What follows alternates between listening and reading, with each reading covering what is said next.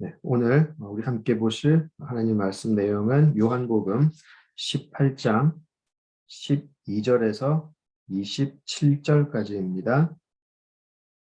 요한복음 18장 12절에서 27절까지입니다.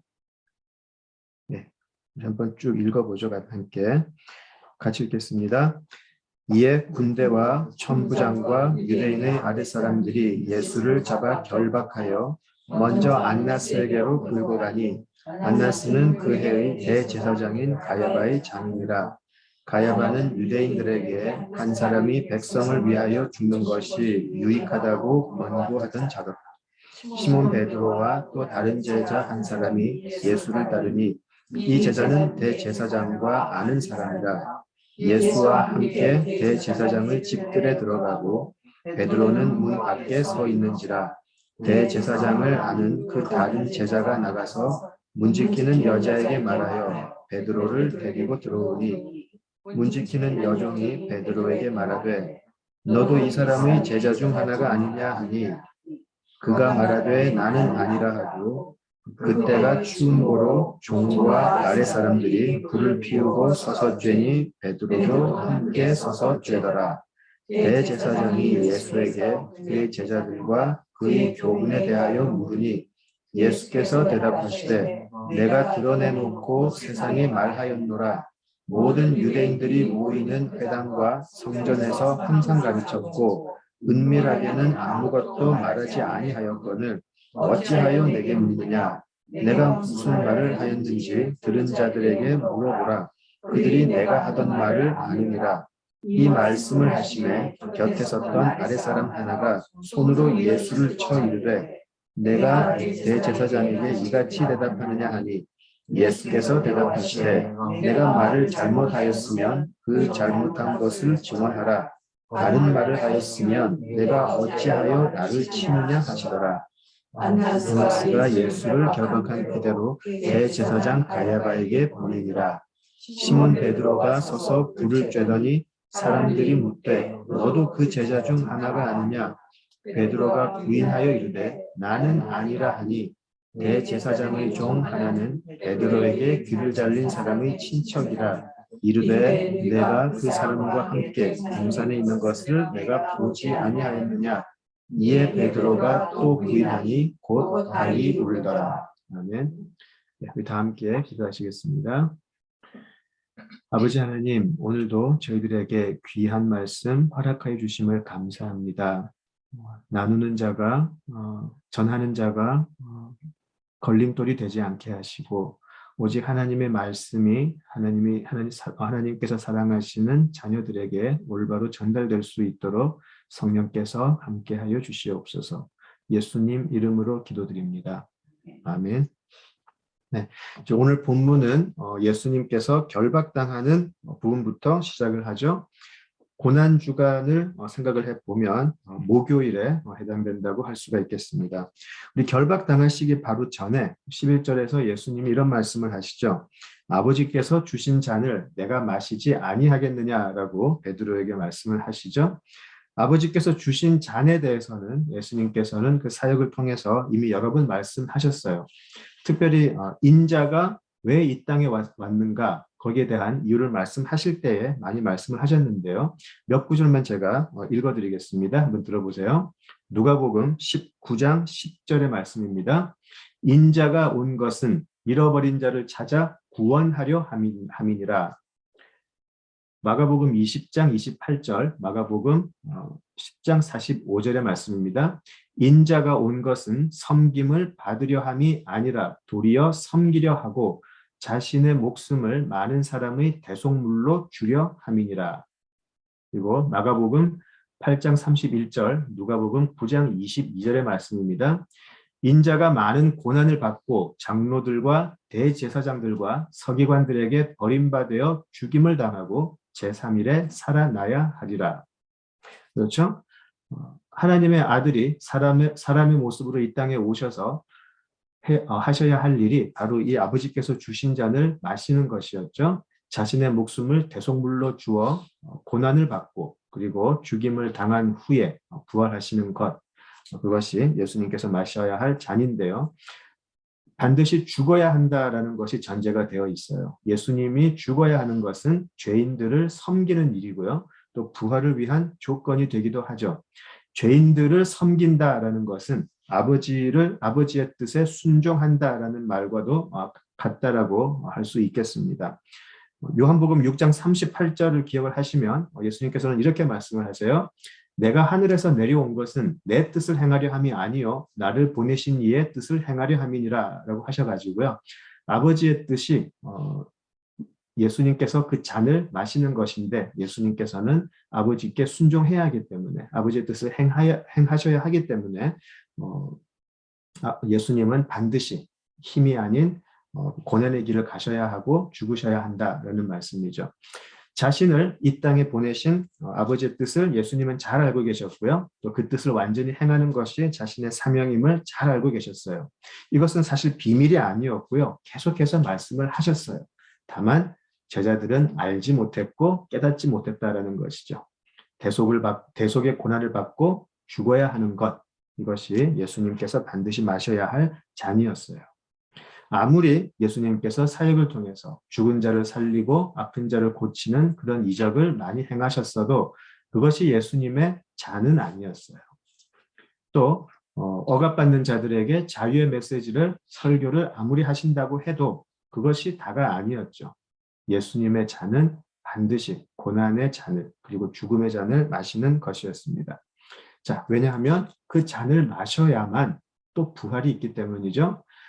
죽음이 없는 부활은 있을 수가 없는 것이기 때문에 그렇죠. 아버지의 뜻은 죽음에서 멈추는 것이 아니고 반드시 부활까지 가는 것이었는데 예수님이 죽음에서 부활하셔야 또 대속의 은혜를 입은 우리들도 부활할 수 있기 때문에 그런 것이죠. 부활이 예수님께서 마셔야 할 잔의 궁극적인 목적이라고도 할 수가 있겠습니다. 자, 예수님이 그러셨던 것처럼 예수님을 따르는 제자들도 그리고 교회도 이 잔을 반드시 마셔야 하죠. 반드시 십자가의 죽음과 부활에 동참하여야 합니다. 예수님의 십자가의 죽음 그리고 부활에 교회도 반드시 동참을 해야 합니다. 교회는 죄에 대하여 죽고 의에 대하여 사는 것을 현실로 경험한 사람들의 공동체라고 할 수가 있죠. 죄가 세상에서 주인 노릇하지 않는 또 우리에게는 죄가 주인 노릇을 하지 못하는 그 현실 속에 살아가는 사람들이 바로 교회라고 할 수 있는 것이죠. 그리스도의 교회는 이 죄의 세상에서 여전히 죄가 왕노릇하는 세상에서 잘 먹고 잘 사는 것을 가르치는 것이 아니고 죄에 대해서는 죽고 의에 대하여 사는 것을 가르치는 것이 되어야 하는 이유가 바로 여기에 있겠습니다. 자, 아버지께서 주신 잔을 마시기 위해서 예수님은 결박을 당하세요. 진리가 너희를 자유케 하리라고 하신 분이 막상 세상에서는 자유를 뺏기게 돼요. 자유를 주겠다고 하신 분이 세상에서는 결박을 당하게 되죠. 세상은 이렇게 참 진리가 드러나려고 하면 결박을 해버려요. 그것이 세상과 진리가 충돌하는 모습이죠. 그래서 예수님의 진리는 세상과 충돌할 수밖에 없어요. 타협이라는 것은 없죠. 우리는 이것을 세상과 진리가 충돌하는 것을 영적 전쟁이라고도 불러요. 이 영적 전쟁을 현실로 볼 수 있는 사람들이 또한 그리스도인이라고도 할 수 있겠습니다. 자칫 잘못하면 세상과 진리가 충돌할 때에 어떻게 해서든 중간에서 타협하려고 하는 잘못을 저지를 수 있어요. 또 그런 잘못을 우리 스스로 저지를 수 있고 교회도 저지를 수가 있어요. 영적 전쟁에서는 타협이라는 것은 없죠. 세상은 반드시 진리를 죽여야 하고 진리는 죽고 난 후에 부활함으로 세상을 이기게 되는 것이죠. 어느 한쪽이 반드시 이겨야 하는 그런 싸움이라고도 할 수가 있겠습니다. 자, 오늘 본문에서 보시듯이 세상에서 결박당하는 예수님의 모습을 이제 제자들이 보게 돼요. 그때 제자들의 마음을 한번 상상을 해 보실까요? 얼마나 충격이었겠어요. 600명이 넘는 군대와 성전 경비병들 앞에서 주저없이 칼을 뺐던 제자들이에요. 그 정도로 그들은 담대한 믿음이 있었어요. 예수님께서는 안 잡히실 것이라는 믿음. 그런 것이 있었어요. 자, 그런데 예수님께서는 너무 허무하게 그냥 결박당해 버리세요.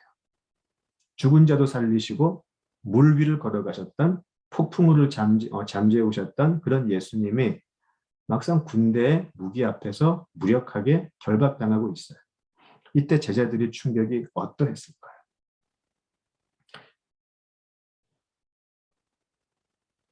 이제 그 충격을 받은 제자들 중에 베드로와 요한이라고 알려져 있는 또 다른 제자는 예수님을 따라가게 되고요. 예수님은 이제 유대 법정으로 이제 끌려가게 돼요.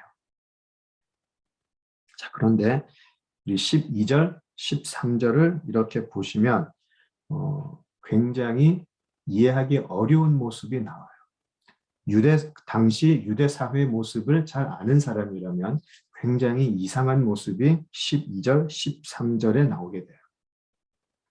자, 무슨 말씀이냐면 지금 이 사람들이 예수님을 잡아서 결박해서 13절을 보시면 먼저 안나스에게 끌고 갔다라고 되어 있죠. 먼저 안나스에게 끌고 갔다라고 되어 있죠. 안나스는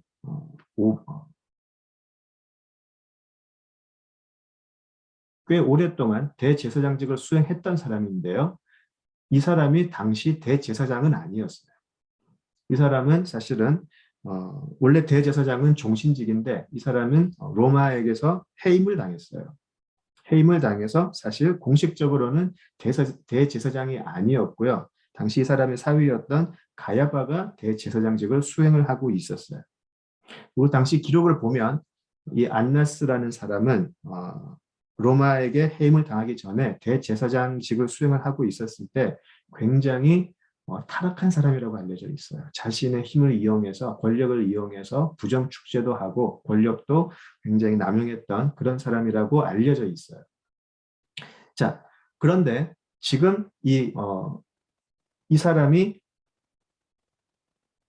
예전 대제사장이긴 했지만 사람들이 당시 현직에 있는 대제사장이 아니고 안나스에게 바로 예수님을 데려갔다는 것은 굉장히 의아한 부분이에요.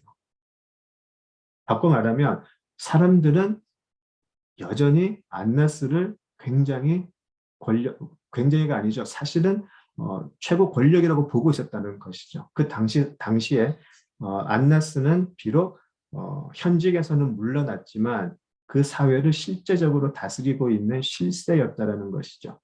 그리고 그는 당시 요즘으로 치면 교계 원로죠. 교계 원로로서 사실은 막강한 힘을 행사하고 있었어요. 그래서 사람들이 예수님을 붙잡아서는 바로 안나스에게 데려갔다는 것이죠. 굉장히 이상한 모습이에요. 그리고 그 사람들은 현직에 있었던 가야바를 실제로는 조종할 수 있는 힘이라고도 봤어요. 나중에 사도행전 4장을 보시면 오순절 성령 강림 사건 후에 제자들이 예수님과 복음을 전하고 다닐 때에 잡히죠. 그때 그 제자들을 신문하는 자리에 거기에도 안나스가 나와요. 사도행전 4장 1절에서 7절을 보면 거기에 안나스가 나와요. 그래서 그 집안은 그 당시 유대 사회를 지배하는 강력한 권세를 누렸음을 우리가 알고 있습니다. 유대 사회의 최고 원로였지만 탐욕의 사람이었고요. 그에게 주어진 종교적 권세를 자신의 이익을 위해서 이용할 줄 아는 사람이었어요. 자, 그렇다면 이렇게 한번 생각해 볼까요? 그렇다면 누가 재판관이 되어야 하고 누가 사실은 결박당한 피고인이어야 하느냐라는 문제예요. 부정축제하고 자기 자신을 위해서 권력을 남용했던 사람이 지금 재판관이 되어 있고요. 가난한 사람에게 소망을 주고 아픈 사람을 낫게 하고 그리고 하나님의 복음을 전하는 예수님은 오히려 지금 결박당해 있어요. 그죠? 지금 복음서를 통해서 요한복음뿐만이 아니고 이 복음서를 통해서 지금 복음서 기자들이 보여주는 재판의 모습은 이렇게 얼그러져 있는 이렇게 뒤바뀌어진 모습을 지금 이 재판을 통해서 보여주고 있어요. 그렇지 않다면 그냥 예수님이 십자가에 달려 돌아가셨다라고 하면 되는데 이 재판 과정을 보여주면서 과연 이 재판을 진행하는 사람들이 바로 우리들임을 보여주고 있어요. 죄인들의 모습. 사실은 우리가 죄인인 우리가 결박당해야 하고 예수님이 우리를 재판하셔야 되는 자리인데 지금 뒤바뀌어져 있는 거예요. 그렇죠? 사탄이 지배하는 세상에서는 죄인이 오히려 재판관의 자리에 서 있고 예수님이 지금 진리가 결박당해 있다는 모습이죠. 그렇죠? 그래서 하나님의 아들이 공의로운 재판관이 되어야 하고 죄와 자아숭배로 가득한 안나스와 가야바로 대표되는 바로 죄인들이 결박당한 피고인이 되어야 한다는 것을 알아야 할 것 같아요. 우리가 살고 있는 이 세상이 이렇게 어그러져 있고 우리는 이렇게 어그러진 세상에서 온갖 욕심을 부리면서 살고 있다는 것이죠. 그래서 우리는 복음이 필요할 수밖에 없어요. 사탄이 지배하는 세상은 하나님의 아들을 결박해요. 하나님과 이스라엘 백성의 사이에 중재자가 되어야 할 대제사장들, 종교 지도자들이 오히려 예수님을 결박해버렸어요. 우리 믿음이 살아계신 하나님을 만나는 관계의 자리로 가지 않으면 우리 믿음도 이런 타협의 자리로 가는 것은 시간 문제라고 하는 것이죠. 계속해서 우리 15절로 가보겠습니다. 15절에 가시면 베드로와 또 다른 제자 한 사람이 예수를 따랐다라고 되어 있죠. 네, 여기서 또 다른 제자는 우리가 보통 요한이라고 알고 있어요. 그렇죠? 또 이 사람이 절대로 요한이 될 수 없다라고 하는 학자들도 있어요. 또 그분들 이야기를 들어보면 또 굉장히 또 수긍이 가는 부분이 있어요. 중요한 것은 아닌데 우리는 우리가 아는 대로 요한이라고 생각을 하죠.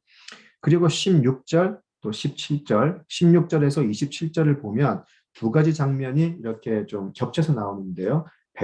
예수님을 부인하는 베드로의 모습, 그리고 예수님을 재판하는 그 안나스 법정의 모습 이렇게 이렇게 섞여져 있는데요. 먼저 베드로의 모습을 한번 좀 살펴보도록 하겠습니다. 16절에서 27절을 보시면 베드로가 예수님을 3번 부인하는 것이 나와요. 문 지키는 여종에게 한 번 부인하고 함께 불을 쬐고 있다가 옆에 있던 사람에게 또 한 번 부인을 하게 되고 마지막으로 말고 그 귀 배임을 당했던 그 사람의 친척에게 다시 한번 예수님을 부인하게 되죠. 이 베드로는요, 불과 조금 전에, 정확한 시간은 모르겠어요. 그렇지만 조금 전에 예수님을 지키기 위해서 600명이 넘는 로마 군대 앞에서 칼을 빼서 사람을 쳤던 사람이잖아요. 그렇죠? 자, 그런데 그는 지금 아주 힘없이 자신에게 예수님과 함께 있던 사람 아니냐라는 말에 강력하게 부인을 해요. 시간이 얼마 흐르지 않았을 거예요. 그는 힘없이 결박당해서 끌려가는 예수님의 모습을 보고 또 나중에 22절에 보시면 예수님이 아랫사람한테 맞는 모습까지 나오죠. 이런 모습을 보고 베드로는 아마 절망했던 것 같아요. 내가 그렇게 믿었던 힘 있는 폭풍우를 잠잠케 했던 그 예수님의 모습이 아니고 저 아랫사람한테까지 맞으면서도 아무것도 할 수 없는 예수님을 보고 엄청난 절망의 자리로 갔던 것 같아요. 어쩌면 내가 아까 괜히 칼을 뽑아가지고 설치는 바람에 이거 나까지 잡혀 들어가는 거 아닌가? 후회하고 있을지도 모르겠어요. 그때 그냥 가만히 있을 거예요. 굉장히 후회의 자리에 있을지도 모르겠어요. 절망과 후회의 자리로 지금 있지 않을까 그런 생각이 듭니다. 예수님께 걸었던 그의 모든 소망은 이제 산산조각이 나버렸어요. 그죠? 세상이 생각했다. 당시 유대 사회에서 인정했던 최고 권력, 그 권력의 자리에 있던 안나스 가야바에게 아무 힘도 쓰지 못하는 예수님의 모습을 확인한 베드로는 예수님을 부인할 수밖에 없어요. 더 이상 함께하면 안 되겠다라고 생각했던 것 같아요. 어쩌면 생전에 경험해 보지 못한 공포를 느꼈을 수도 있어요. 어쩌면 자기 목숨이 달아날 수도 있겠다라는 생각을 할 수 있겠죠. 자, 어느 정도로 그 공포와 두려움을 느꼈는지 한번 볼까요? 우리 마태복음 26장을 한번 가보시죠. 마태복음 26장입니다. 마태복음 26장 73절을 보실까요? 마태복음 26장 73절, 74절을 한번 보시겠습니다. 조금 후에 곁에 섰던 사람들이 나와 베드로에게 이르되 너도 진실로 그 도당이라 내 말소리가 너를 표명한다 하거늘 그가 저주하며 맹세하여 이르되 나는 그 사람을 알지 못하노라 하니 곧 닭이 울더라라고 되어 있어요. 예. 지금 베드로는 그냥 부인하는 게 아니고요. 저주하고 맹세하면서 예수님과 자신은 관련이 없다라고 이야기를 해요. 그죠? 세족식 후에 예수님이 어디를 가든지 자기의 목숨을 버리고라도 따라가겠다라고 한 베드로예요. 그죠? 자신의 목숨을 버리고 따라가겠다라고 했던 베드로. 예수님을 지키기 위해서 로마 군대 앞에서 칼을 뺐던 베드로인데 지금은 지금은 저주하면서 맹세하면서 예수님과 자기는 상관이 없다라고 이야기를 해요. 바로 이 베드로의 모습이 우리들의 모습이에요. 그리고 원죄 이후로 끊임없이 보아왔던 바로 사람들의 모습이죠. 실제로 우리가 하나님을 위해서 우리 삶을 바치겠습니다. 우리는 세상과 다르게 살겠습니다. 우리는 예수님을 위해서 우리의 모든 것을 드리겠습니다. 우리는 예수로 충만합니다. 말은 그렇게 하는데 막상 내 것을 잃어버릴 때가 오면 저주하면서 하나님의 자리를 떠날 수 있는 것이 우리라는 것이죠. 그것이 성경이 처음부터 보여주는 우리들의 모습이에요. 그것이 우리들의 모습이에요. 베드로는 바로 우리의 모습을 그대로 대변해주고 있는 것이죠. 제 아무리 예수님을 위해서 목숨을 버리겠다고 해도 막상 우리 삶이 위협받고 내가 조금 더 희생을 해야 되고 내가 조금 손해보는 자리로 가야 한다면 예수를 저주하면서 부인할 수 있는 게 우리라는 것이죠. 평소에는 열심히 예배의 자리를 지키고 성경 공부도 열심히 하고 참으로 성실한 그리스도의 제자인 것처럼 보일 수 있어요. 그러나 우리의 이익과 편리를 위해서는 무섭게 돌변할 수 있는 것이 우리 죄인들의 모습이에요. 그래서 우리가 나는 베드로와 다르다. 나는 광야에서 망했던 이스라엘 사람들과는 다르다. 이렇게 생각을 해서는 안 될 것 같아요. 오히려 그럼에도 불구하고 나는 베드로 같고 나는 그런 이스라엘 사람과 똑같지만 은혜가 나를 지켜주고 계신다. 그 은혜에 감격해야 하는 것이 우리들이 아닐까 싶어요. 오직 은혜가 우리를 하나님에게서 떨어지지 않게 붙잡고 계세요. 우리 믿음이 하나님을 붙잡는 게 아니고 하나님의 은혜가 우리를 붙잡고 계신다는 것이죠. 은혜를 모르는 사람들은 베드로와 같이 무모하게 칼을 뽑아서 다른 사람을 베어버려요. 돌아서서는 예수를 부인할 거면서. 은혜를 아는 사람들은 애초에 자기 자신에게 소망을 두지 않아요. 그래서 함부로 칼을 빼지도 않아요. 오직 은혜가 나를 살리기 때문에. 나중에 보시면 마태복음 26장 75절에 보시면 베드로가 닭이 울고 난 후에 밖에 나가서 심히 통곡하니라 라고 되어 있어요. 우리는 칼을 빼는 베드로가 아니라 심히 통곡하는 베드로가 되어야 하지 않을까 싶어요. 오히려 하나님께서는 그 심히 통곡하는 베드로를 받으실 것 같아요. 다시 오늘 본문으로 돌아가서 이제 예수님을 재판하는 모습을 통해서 안나스 그리고 또 대제사장의 모습을 한번 살펴보도록 하겠습니다. 베드로의 모습을 살펴보았고요. 자, 요한복음서 또 다른 복음서에서 공통적으로 볼 수 있는 것은 이 재판하는 예수님의 재판이 얼마나 불법적이고 불공정하며 악독한 것인가, 그런 것이죠. 복음서는 지금 자기 자신의 욕망과 욕심을 채우기 위해서 자신이 가지고 있는 것을 이용해서 모든 것을 뒤틀어버리고 마는 그렇게 악용하는 우리 죄인들의 모습을 그대로 드러내요. 왜 재판의 모습이 필요하냐? 재판은 인간 사회에서 최선의 것이 되어야 하기 때문에 그래요. 재판에서 우리가 바라는 것이 뭐죠? 공정한 거잖아요. 재판은 공정해야 돼요. 그런데 이 가장 공정하고 인간 세상에서 가장 공정하고 공평해야 할 이 재판이 어떻게 죄로 인해 뒤틀려지는가를 보여주고 있어요. 자, 그것을 한번 살펴보겠습니다. 자, 먼저 당시 재판의 기준, 율법서에 나와 있는 재판의 기준을 보면 지금 이 짧은 이 재판 과정의 내용이 얼마나 말이 안 되는가를 알 수 있어요. 이들이 아까 말씀드린 대로 먼저 안나스에게 예수님을 끌고 간 것은 절대로 정당화될 수 없는 행동이에요. 안나스는 지금 정식 위치에 있는 사람이 아니잖아요. 그는 공식 직함을 가진 사람이 아니었어요. 그죠? 우리가 사람을 잡아서 법정에 갈 때 현직 판사한테 가지 전직 판사한테 가진 않잖아요. 그죠? 요즘으로 치면 그냥 이 사람은 교계 원로일 뿐이에요. 교계 원로일 뿐이죠. 재판을 주관할 수 있는 아무런 힘도 권세도 있어서는 안 될 사람이죠. 자, 그러나 그는 원로이기는 하지만 자신의 기득권을 지키는 것에만 관심이 있는 사람이었어요.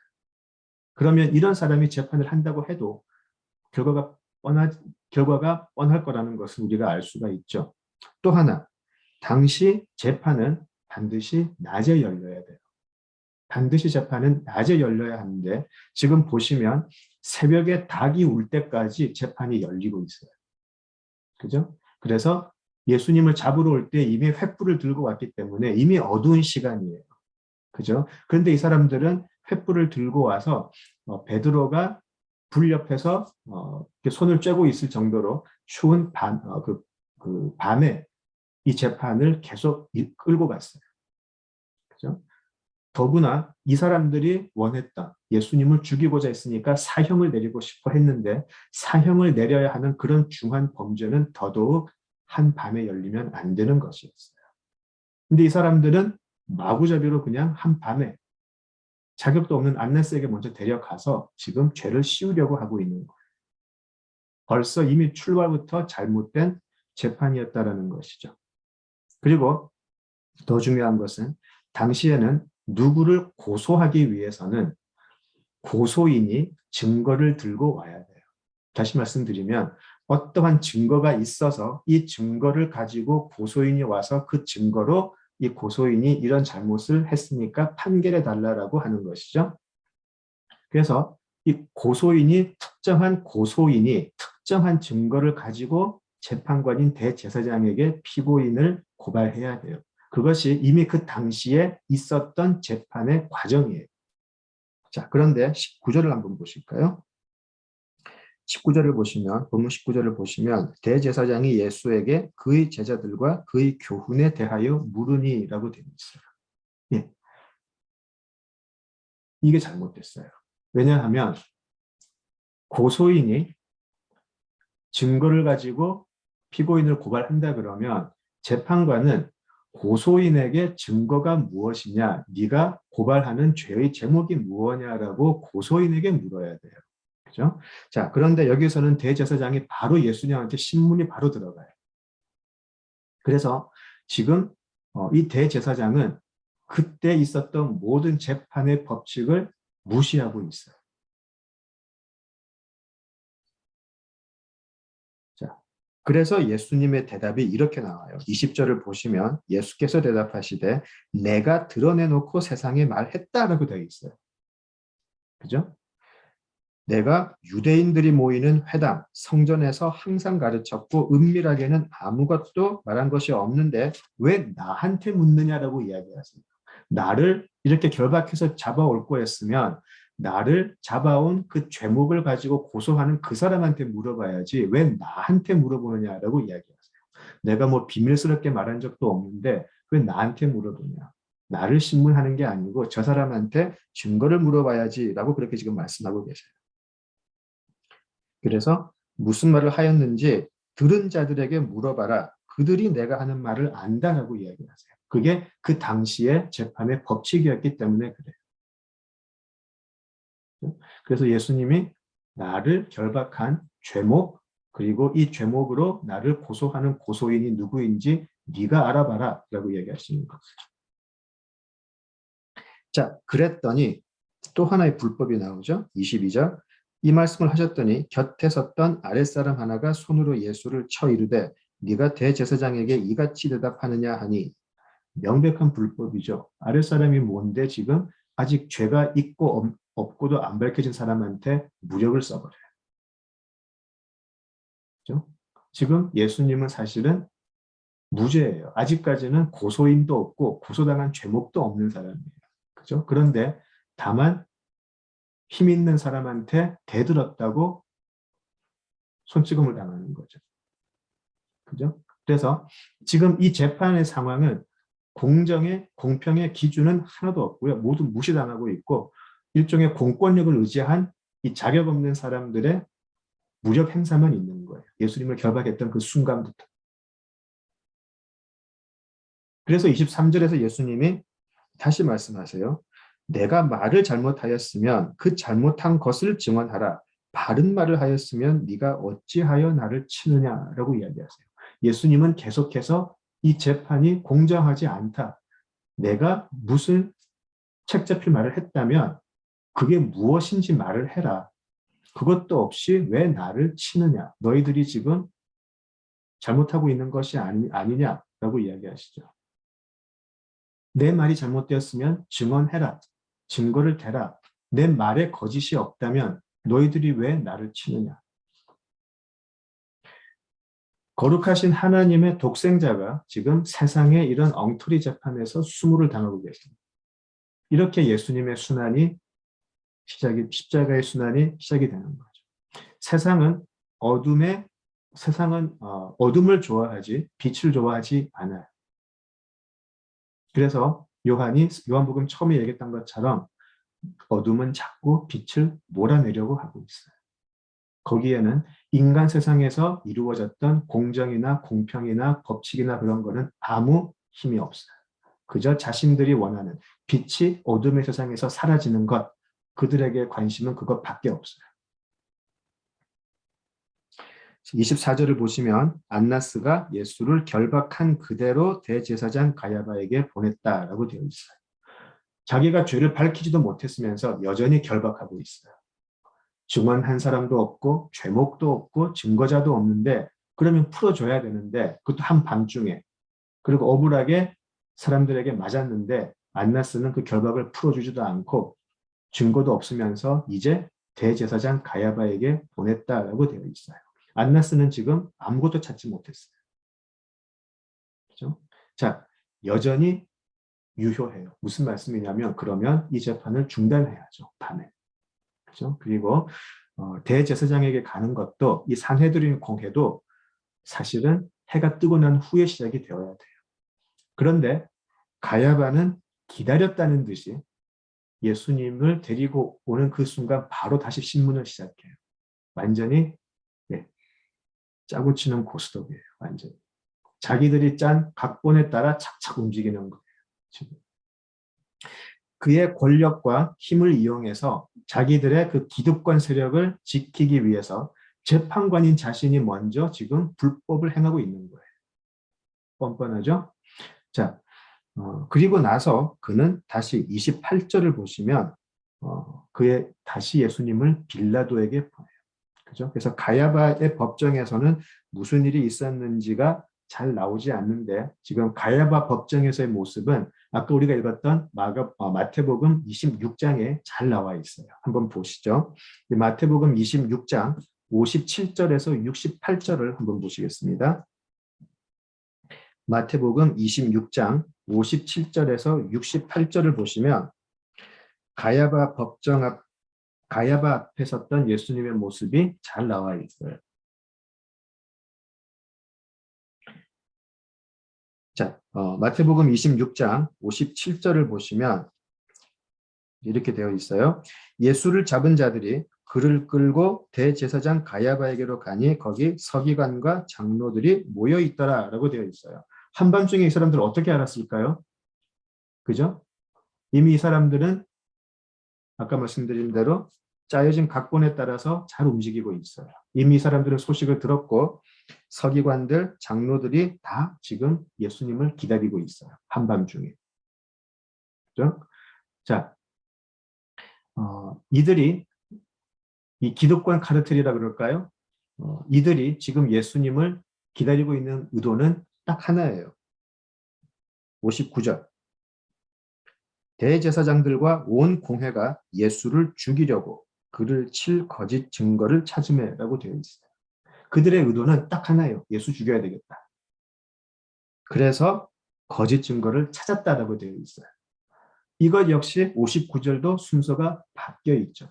예수님이 어떤 잘못을 해서 이 증거 때문에 예수를 죽여야겠다가 아니고 예수를 죽여야 되겠다. 그러니까 증거를 찾자가 되는 거죠. 절대 정당하지 않고 정의롭지 않은 모습이에요. 그렇죠? 자, 안나스처럼 가야바도 그리고 당시 서기관들과 이 장로들도 오직 자신의 기득권에만 관심이 있던 사람이에요.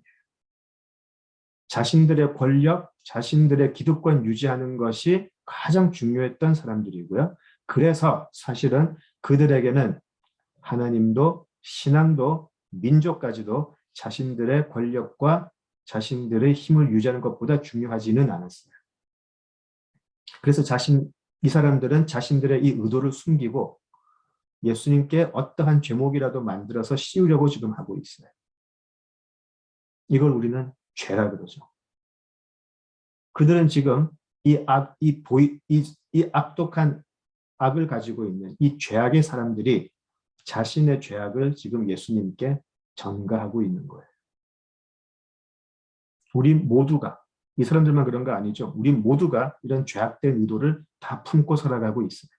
겉으로는 사회적 지위가 있으니까, 겉으로는 품위를 지켜야 하니까 그럴싸하게 살아가고 있지만, 그러나 우리 모두는 한 사람도 예외 없이 마음속 깊은 곳에 이런 죄악된 의도들을 다 품고 살아가고 있어요. 자아 숭배, 나의 만족, 자아 만족, 이런 우상이죠. 들키지 않을 뿐이에요. 그러나 다 가지고 있어요. 자, 그런 죄악된 의도가 만약에 밖으로 드러난다면 형벌을 받아야죠. 그 죄악된 본성이 드러날 때에 형벌을 받아야 돼요. 우리는 그것을 하나님의 진노라고 그래요. 그런데 우리는 그 하나님의 진노의 손에 들어갈 수 없어요. 그 하나님의 진노 앞에 설 수 있는 사람들은 없어요. 이 죄가 예수님께로 전가가 되어서 예수님께서 그 하나님의 진노를 대신 받으셔야 돼요. 그것이 복음이라는 것이죠. 그것이 복음이에요. 자, 60절을 계속 보실까요? 60절을 보시면 거짓 증인이 많이 왔으나 얻지 못하더니 라고 되어 있어요. 다시 말씀을 드리면 일단 죽여야 되겠으니까 이제 증거를 찾고 있어요. 이거 순서가 바뀌었지만 어쨌든 증거를 이제 찾고 있어요. 잡아놓고는 사람을 잡아놓고 이제 증거를 찾고 있는데 안 나온다라는 거예요. 본문에서는 아까 60절에 이렇게 돼 있죠. 거짓 증인이 많이 왔다라고 되어 있어요. 예, 가짜 뉴스가 막 들어오는 거예요. 이 사람이 이랬어요. 이 사람이 이런 말을 했어요. 막 거짓 뉴스가 막 도는 거예요. 가짜 뉴스가 막 도는데 자, 그중에 하나라도 딱 잡아가지고 제목을 씌우려고 했는데 조금만 더 들어보면 서로 말도 안 맞고 근거도 없고 다 가짜 뉴스인 게 판명이 되는 거예요. 그러니까 예수님을 기소할 죄가 성립이 안 되는 거죠. 사내들인 공회에서 이 가야바가 주관하는 법정에서는 확실한 증거가 확실한 증인에 의해서 제출될 때에 성립이 돼요. 그런데 가짜 증인밖에 없어요. 거짓된 가짜뉴스밖에 없더라는 것이죠. 그러면 사실은 파해져야 되죠. 이것은 불기소될 수밖에 없어요. 기각되는 거죠. 자, 그런데 미운 놈 잡아서 뭐 어떻게 하든지 간에 미운 놈 일단 잡아가지고 뭐든지 덮어 씌워가지고 죄인 만드는 일종의 증거 조작이에요. 지금 그게 지금 벌어지고 있는 거예요. 최악의 법정이에요. 이것이 인간이 가장 선하다라고 생각하는 세상의 법정이에요.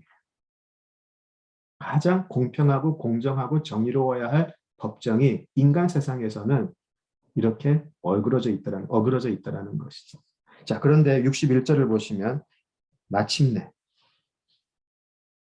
나왔어요. 기소할 제목이 나왔어요. 예수님께서 성전을 헐고 사흘 만에 다시 살릴 것이다. 다시 세울 것이다. 라고 했던 이 말을 해요. 자, 이 말 자체는 틀린 말이 아니에요. 그죠? 이 말 자체는 틀린 말이 아니에요.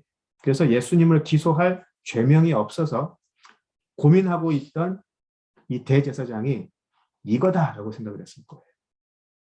62절을 보시면 대제사장이 일어서서 예수께 묻되라고 되어 있어요. 벌떡 일어섰어요. 요거면 되겠다. 요거면 되겠다. 라고 생각했던 것 같아요. 결정적으로 이걸로 예수를 죽일 수 있겠다라고 생각해요. 아주 반가운 증거가 나왔어요. 예수님 앞에 자, 저 사람들이 지금 너에게 증거하는 이것 어떠냐? 이거는 못 벗어나겠지? 라고 물어보죠. 자, 그리고 63절, 64절을 보시면 대제사장이 이르되 내가 너로 살아계신 하나님께 맹세하게 하노니 네가 하나님의 아들 그리스도인지 우리에게 말하라. 예수께서 이르시되 네가 말하였느니라. 그러나 내가 너희에게 이르노니 이후에 인자가 권능의 우편에 앉아 있는 것과 하늘 구름을 타고 오는 것을 너희가 보리라 하시니라고 나와 있어요. 네. 하나님의 아들, 예수님이 하나님의 아들 그리고 그리스도 되심이 바로 가야바의 입에서 또 나오게 돼요. 가야바 이 친구는 되게 신기한 게 자신이 뜻하지 않게 하나님의 진리를 그냥 이야기를 해버려요. 물론 자기는 알지 못하지만. 예전에 나사로가 소생하고 나서 자기도 모르게 그런 말을 하죠. 한 사람이 죽어서 온 민족이 사는 게 훨씬 낫지 않겠느냐라는 말을 하죠. 물론 그 사람은 그런 뜻이 아니었는데 자기도 모르게 예수님이 앞으로 하실 일을 그냥 이야기를 해버려요. 지금 또 그래요. 네가 하나님의 아들 그리스도냐라고 물어보죠. 예수님이 네가 그 말을 했네 라고 이야기합니다. 자, 그리고 65절을 보시면 자기 옷을 찢으며 죄명을 이야기해요. 예수님의 죄목은 신성모독. 예, 그리고 더 이상 증언 필요 없다. 끊어버려요. 예, 예수님의 죄목은 나왔어요. 신성모독. 죄목이 나왔으니까 죄목에 맞는 형벌이 나와야죠. 66절 사형. 네. 이렇게 나와버렸어요. 더 이상 증인도 필요 없어요.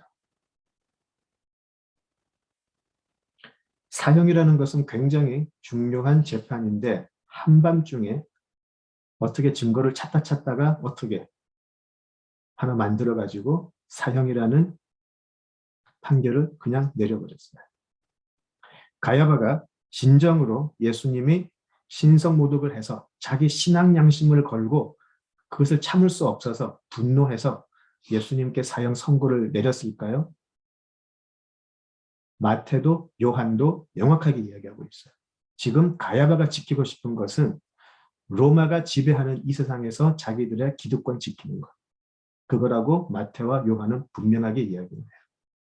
그는 사실은 신성모독에 분노한 것이 아니에요.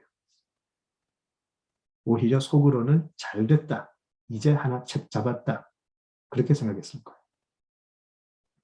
가야바에게는 그에게 중요한 것은 하나님을 향한 그들의 신실한 믿음을 지키는 것이 아니고 실제로는 자신들이 누리는 기득권을 지키는 것이 제일 중요했기 때문에 그렇죠. 그것을 알고 계시는 예수님은 그것을 알고 계시는 예수님은 사역을 통해서 계속해서 그런 종교 지도자들을 비난하고 욕하고 그러셨던 것이죠. 그들의 숨은 의도를 너무 잘 알고 계셨기 때문에.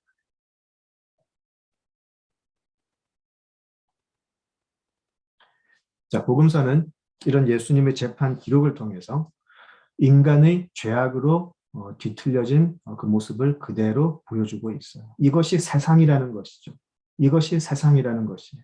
인간이 생각하는 가장 공정하고 정의로운 이 재판마저도 엉터리일 뿐이다라는 것이죠. 인간의 재판이라는 것은 하나님의 아들에게 신성모독이라는 말도 안 되는 죄목을 씌워서 사형을 선고해요. 자, 그러나 하나님의 법정에서는 어떻게 될까요? 하나님의 법정에서는 누가 신성모독으로 사형을 선고받아야 할까요? 바로 우리들이 하나님을 불순종해서 하나님의 이름을 망령되이 일컬었기 때문에 그 죄값으로 우리는 사형을 선고받아야 돼요. 그것이 하나님의 법정이죠. 그 사형을 예수님께서 대신 받기 위해서 지금 결박당해 계시고 이제 십자가의 길을 가시게 되죠. 이 십자가의 길이 바로 대속의 길이고 부활을 준비하는 길이 됩니다. 예수님께서 어떤 죽음을 당하시는지 또 어떻게 우리들의 죄악이 예수님을 십자가의 길로 몰아내었는지를 깨닫는 우리가 되면 정말 좋겠습니다. 또 그렇게 되어야 되겠습니다. 이에 대한 아픔이 없는 부활의 영광은 거짓일 수밖에 없어요. 이것을 모른 채 아무리 부활을 축하하고 기뻐한다고 해도 그것은 사실은 가짜일 수밖에 없어요. 이제 하나님께서 주신 잔을 마셔야 할 시간이 다가오고 있어요. 우리는 오늘 베드로와 안나스 그리고 가야바를 보면서 예수님의 순환이 어떻게 시작되는지를 살펴보았습니다. 어떻게 어둠이 빛을 몰아내려고 발버둥 치는지를 보았습니다. 그리고 하나님을 믿는다는 사람들이 그 하나님께서 보내신 아들을 결박하고 신문하고 재판하는지도 보았습니다. 은혜를 모르는 사람들, 참 복음을 모르는 사람들과 교회들은 오늘도 똑같은 짓을 저지르고 있다고 생각을 합니다. 그러면서 자신들은 하나님을 위한다고 스스로에게 면죄부를 주고 착각하고 살아가고 있음도 보게 됩니다. 예수님을 위해서 칼을 빼들었던 베드로도 자신의 기득권을 지키기 위해서 예수님을 결박하고 사형 선고를 내렸던 대제사장들도 사실은 우리를 대표하는 사람이라는 것이죠. 그들과 우리는 별반 다를 것이 없다라는 말씀입니다. 이런 형편없는 우리들을 살리기 위해서 하나님의 아들이 지금 인간이 당할 수 있는 가장 큰 수치와 모멸의 자리에 지금 계세요. 이제 이 십자가의 길이 또 어떻게 진행될지 또 다음 주에 계속해서 보도록 하겠습니다. 네, 기도하시죠. 아버지 하나님, 저희들을 위해서 예수님을 보내시고 예수님의 대속과 죽음 그리고 부활을 통해 하나님의 은혜에서 멀어지지 않게 끊어지지 않게 지켜주심을 감사합니다. 우리 모두에게 그 십자가의 영광이 함께하여 주시기를 구합니다. 예수님 이름으로 기도드립니다. 아멘.